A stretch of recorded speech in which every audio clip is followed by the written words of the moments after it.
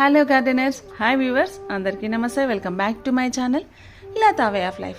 మొక్కలను పెంచుకోవడం ఎంత ఇష్టమో, గార్డెనింగ్ అది కూడా టెర్రస్ పైన గార్డెనింగ్ చేయడం ఎంత ఇష్టమో అంతే బాగా నష్టాలు కూడా ఉంటాయన్నమాట.